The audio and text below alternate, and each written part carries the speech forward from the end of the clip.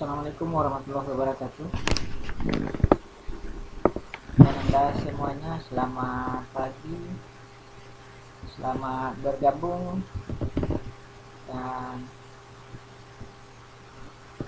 saya ucapkan selamat kepada Anda yang berhasil diterima di SMA Negeri 3 Bukit Tinggi. Sebelum Anda mengikuti pembelajaran di SMA Negeri 3, ada beberapa rutinitas kegiatan yang perlu Anda ikuti. Yang pertama, langkah awal ini yaitu kegiatan pengenalan lingkungan sekolah yang wajib diikuti oleh seluruh calon siswa di setiap sekolah. Dalam hal ini, saya perkenalkan, nama Herman Noviarozi, akan menyampaikan materi tentang tata krama. Nah, baik, selanjutnya mari kita saksikan beberapa gambar di layar yang tampil sekarang. Mari kita perhatikan satu persatu. Di antaranya ada tayangan gambar dua orang pemuda yang berkelahi. Kemudian ada dua orang pemuda dan pemudi yang sedang duduk di satu bangku dengan jarak yang terlalu dekat. Kemudian ada euforia, siswa yang melakukan aksi mencoret-coret baju. Kemudian ada satu lagi gambar kartun yang menjelaskan di sini tentang perkelahian.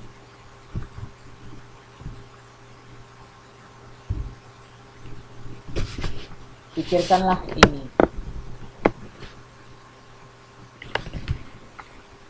Apakah Anda dapat belajar di sekolah jika lingkungan tidak nyaman? Kemudian, tindakan pencegahan lebih baik daripada pengobatan. Selanjutnya, jika kita berani berbuat, harus berani bertanggung jawab.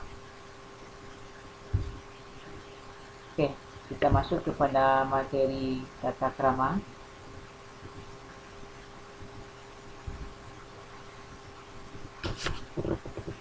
Arti kata untuk tata krama seperti yang bisa Anda saksikan di sini. Tata artinya aturan atau kaidah atau susunan.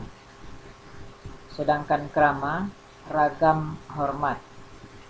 Jadi, tata krama adalah aturan atau kaidah sopan santun.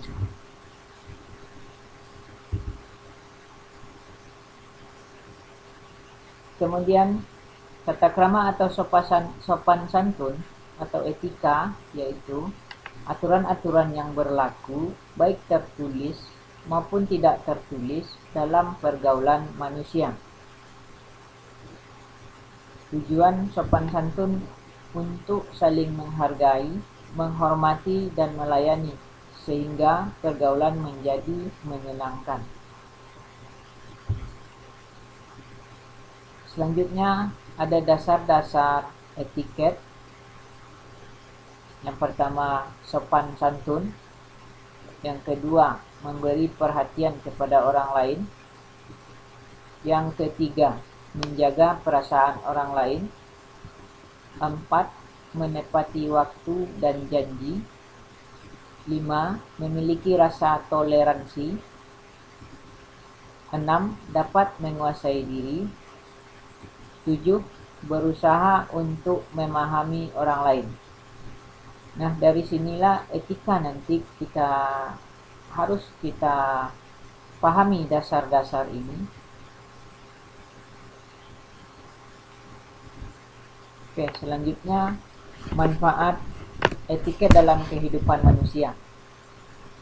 Yang pertama, membuat seseorang disegani, dihormati, disenangi. Yang kedua, kemudahan hubungan baik dengan orang lain.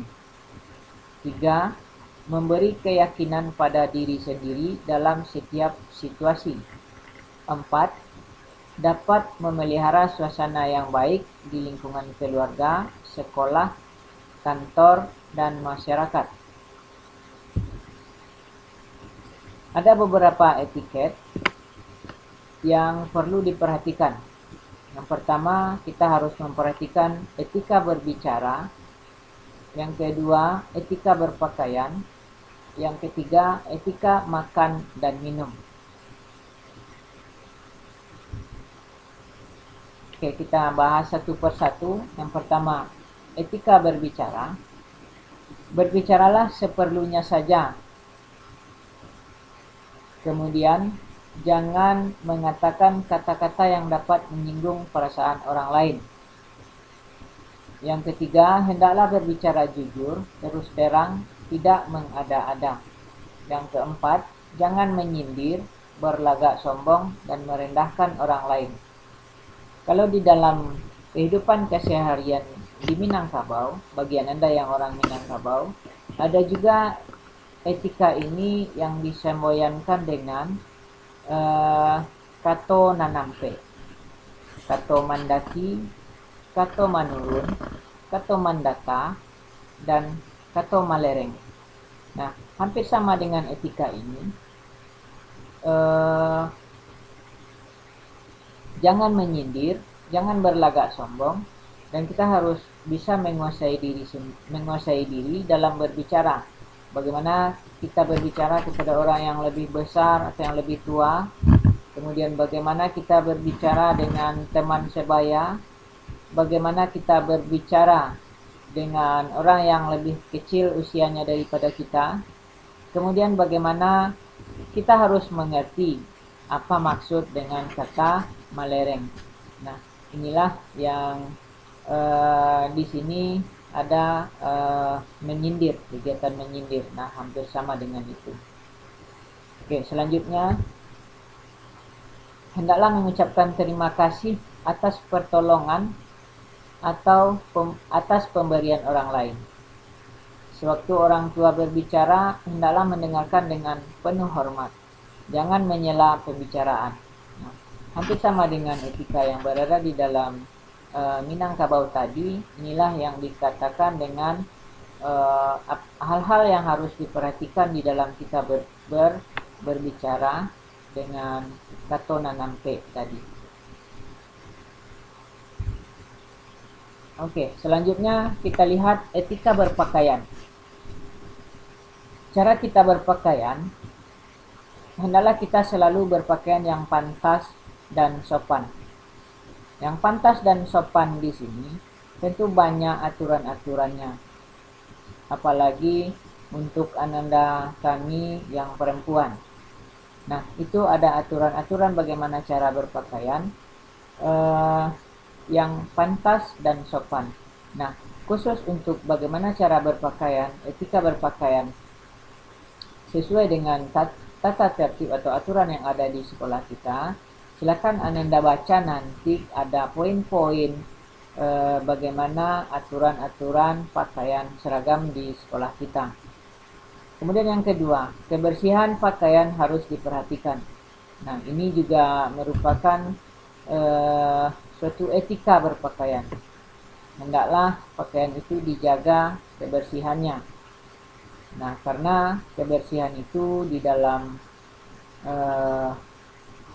bagaimana kita bertindak tanduk dalam bergaul sehari-hari itu sangat banyak pengaruhnya.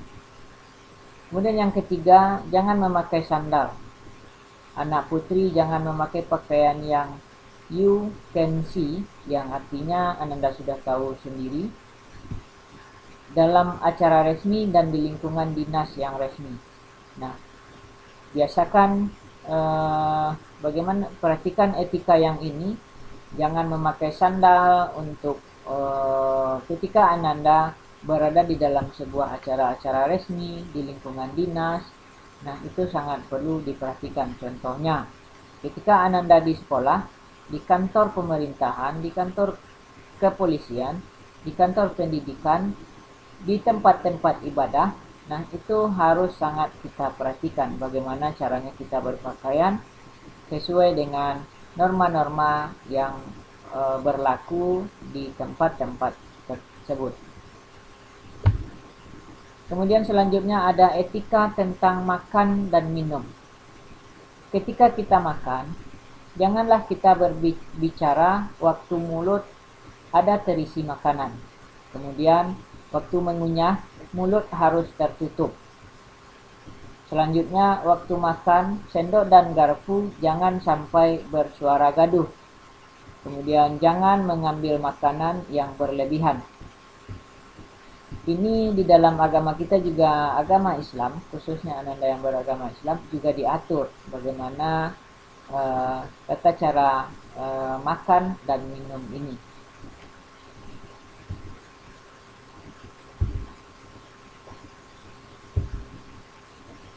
Selanjutnya, tata krama juga diterapkan. Yang pertama di lingkungan di rumah, kemudian di lingkungan masyarakat, kemudian di sekolah. Pertama, tata krama yang diterapkan di rumah. Yang pertama dengan orang tua, kedua dengan saudara, ketiga dengan anggota keluarga lainnya. Di lingkungan masyarakat, yang pertama tata krama itu diterapkan di lingkungan tempat tinggal, kemudian di tempat umum. Selanjutnya, Ananda semuanya, tata krama itu juga diterapkan di sekolah. Yang pertama kepada kepala sekolah, kepada guru, kepada karyawan, kakak kelas, dan teman. Di antaranya, Ananda harus bersikap sopan dan menyapa dengan hormat. Yang kedua, mengucapkan terima kasih bila ditolong. 3. Tidak mengejek, menyindir, dan mengolok. 4. Tidak bicara ketus, omong kotor, atau kasar. 4. Tidak boleh memegang kepala teman. 5. Sebelum saatnya berpacaran, jadi cari teman sebanyak mungkin. Nah, pada poin ini sebenarnya itu dilarang untuk berpacaran ini, tidak ada sebenarnya saatnya untuk siapa saja, dan kapanpun berpacaran ini tidak ada saatnya. Yang ada hanya kita berteman sebanyak mungkin.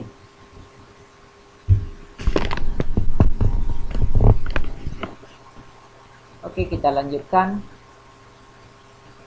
Ini refleksi tentang sopan santun. Sopanlah pertama-tama pada diri sendiri, memahami bahwa diri ini bermanfaat sebagai manusia atau pantas dihormati. Saya ini manusia. Yang kedua, bagian dari sopan santun adalah memahami bahwa diri saya ini bermartabat mulia dan luhur. Sopan santun adalah memahami bahwa saya unik, bermartabat, dicintai, dan mampu mencintai. Sopan santun adalah memahami bahwa orang lain juga bermartabat mulia dan luhur. Sopan santun adalah udara segar bagi kemampuan kita. Kemudian sopan santun adalah pintu masuk ke adat istiadat setempat. Anda mulai sekarang meningkatkan tingkah laku yang beretiket, bersopan santun, dan bertata krama yang baik. Ada sebuah peribahasa, di kandang kambing mengembik, di kandang harimau mengaum. Nah, ini istilahnya Ananda harus pandai bersosialisasi, pandai beradaptasi dengan lingkungan di mana Ananda berada. Dalam bahasa peribahasa Minangnya, di mana langit dijunjung, di sana bumi dipijak. Nah, Ananda semuanya itu tentang ada beberapa kaidah-kaidah atau etika-etika tentang tata krama. Nah, setelah Ananda masuk ke SMA 3, Ananda diberi beberapa lembar aturan atau tata tertib.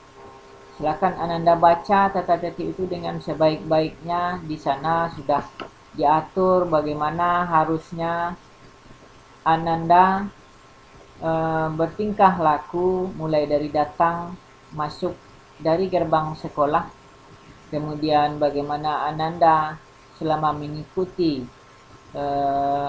proses pembelajaran di lingkungan sekolah, kemudian sampai Ananda pulang ke rumah kembali, di sana sudah ada aturan-aturan tersendiri sesuai dengan lingkungan kita yang setiap harinya akan kita laksanakan.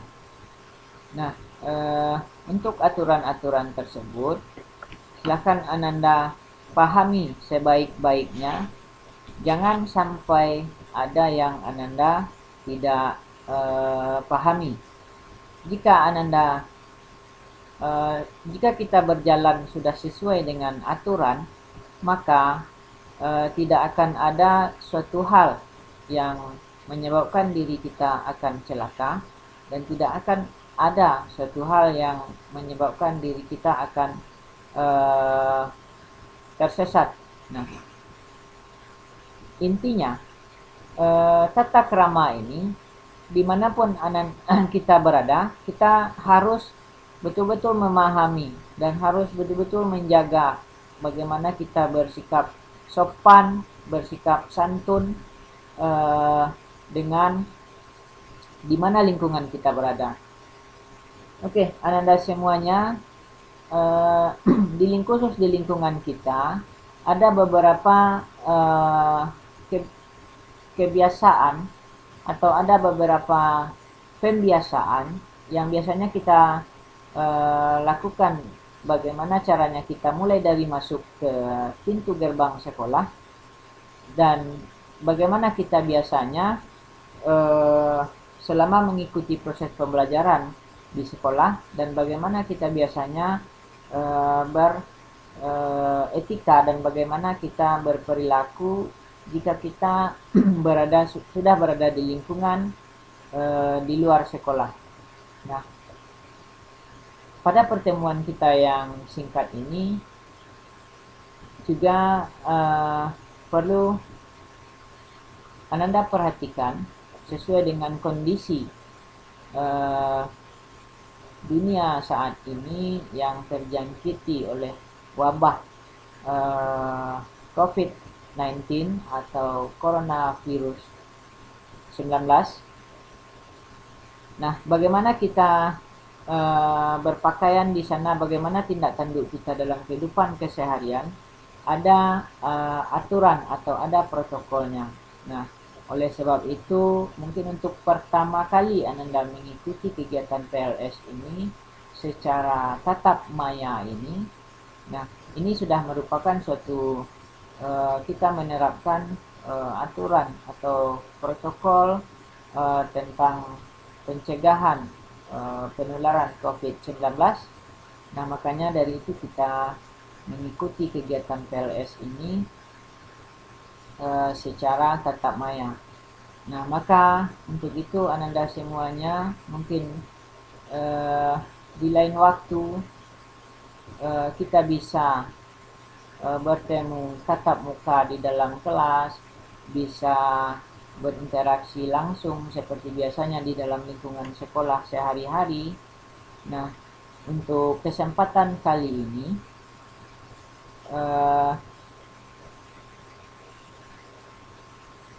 kesempatan awal ini untuk Ananda semuanya, mudah-mudahan pengenalan lingkungan sekolah khusus untuk tata krama ini Ananda betul-betul harus memperhatikan, betul-betul harus memahami tentang draft atau tentang aturan tata tertib yang berlaku untuk sekolah kita.